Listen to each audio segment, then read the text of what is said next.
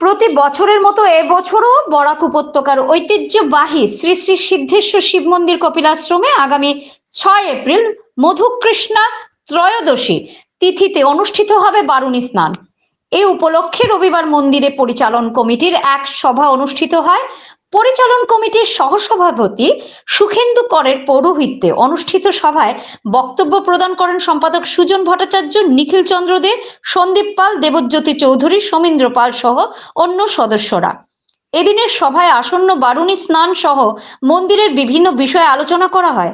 তারা জানান 6 এপ্রিল সকাল 7:23 মধুকৃষ্ণ ত্রয়োদশী তিথি শুরু হবে এবং 7 এপ্রিল ভোর 4:59 পর্যন্ত এই তিথি বহাল থাকবে।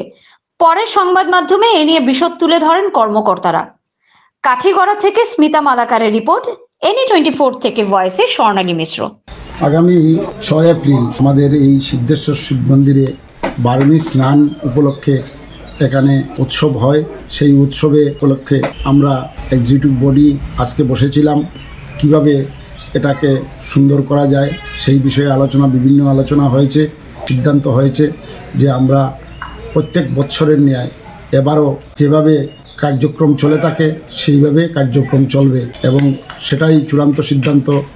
এই সিদ্ধান্তের মধ্যে আছে আমাদের SDRF নিয়োজিত করা, পুলিশ প্রশাসন নিয়োজিত করা, ভলান্টিয়ার নিয়োজিত করা এবং শরণার্থী যারা আসবেন বরাক ভ্যালি তথা ত্রিপুরা, মিজোরাম, মণিপুর এবং আসামের বিভিন্ন প্রান্ত থেকে আসেন, ওনারা যাতে সুন্দরভাবে ওনাদের মনোবাসনা সেই মনোবাসনা যাতে পূর্ণ করতে পারেন সেই ব্যবস্থা আমরা করব। আজকে আমাদের এই মন্দিরে ছিল এক্সিকিউটিভ বডির সভা। আগামী 6 এপ্রিল বারুণী স্নান মহোৎসব।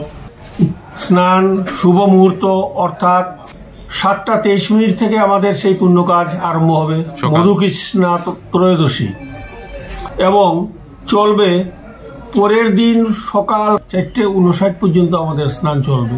তবে ভক্তবৃন্দকে আমি একটা কথা বলছি, রাত্রিবেলা আপনারা স্নান করবেন না, যাতে আমরা চাই না আপনারা কেউ স্নান করুন, কারণ এই নদী বরাক নদী বিপজ্জনক এবং আমাদের সিঁড়ির পাশেই অতি গভীর জায়গা আছে।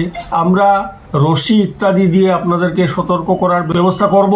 তারপর মার্কিং করা থাকবে, সেই গণ্ডি যাতে আপনারা কেউ অতিক্রম করবেন না।